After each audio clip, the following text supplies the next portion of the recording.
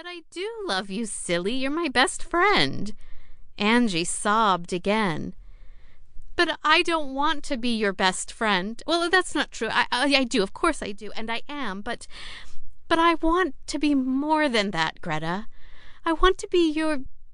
But her voice faltered, and she felt the tears stinging her eyes again. But Greta didn't laugh at her or let go of her, but instead spoke very softly into her ear. What do you want to be, darling? My friend? My lover? My wife? And Angie swallowed before she answered, aware that this might ruin everything between them. But, with only a slight tremor in her voice, replied firmly, all of those, if you'll let me.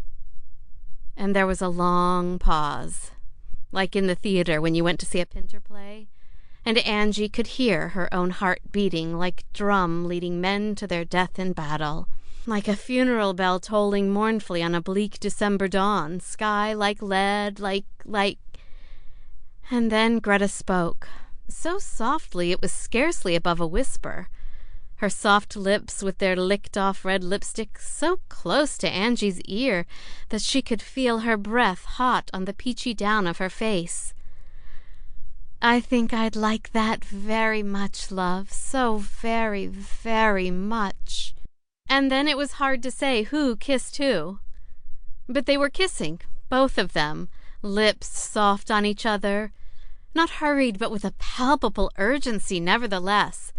And Greta smelt and tasted of the outdoors, her mouth sweet with red wine and lipstick, while Angie was redolent of the warm room and the malty sugariness of the undiluted Horlicks, her hair freshly washed and still scented with apple shampoo, warm and slightly homely like a favorite teddy. And then they were kissing passionately, and Greta's tongue was in Angie's mouth, and she was holding her roughly, tightly, her hands all over her full, orb-like breasts, her own crotch grinding into Angie's thigh.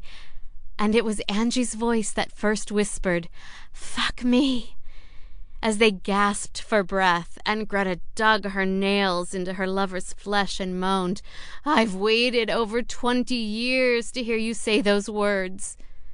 Then don't wait any longer, fuck me now, Angie pleaded, afraid that the spell would be broken at any moment and that the magic would evaporate when the clock struck 12. And Greta grinned and quickly unzipped her friend's fur suit and unpeeled Angie like a banana, her plump body white and almost naked under the brightly colored fun fur. I'm not dressed very sexily," Angie apologized, lying there so vulnerable in her socks, white pull-on bra, and little green short-style panties, her flawless skin creamy white like Milky Bar chocolate, a tiny wisp of strawberry blonde hair peeping from the crotch of her tight knickers. "Then I'd better undress you," Greta gasped, sliding her long tapered fingers under the waistband of Angie's panties and pulling them down to her knees, her friend obligingly raising her sexy little bum to assist her, her chubby pussy all pink and inviting under its shock of reddy blonde hair.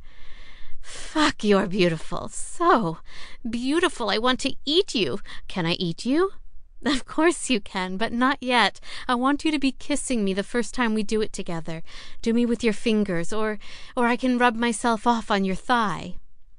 "All right, hold on a second," Greta whispered, rising for a moment and slipping her panties and tights down, kicking her shoes off into the darkness of the softly lamp-lit room.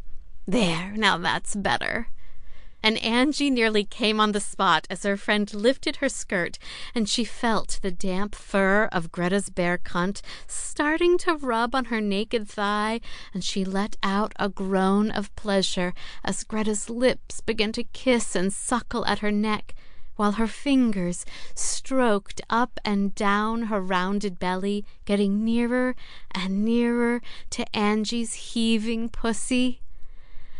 "I've never made another girl come before," Greta whispered, tentatively exploring her friend's hairy pudenda. "Do you like it fingers right in or just on your clit?" Angie groaned.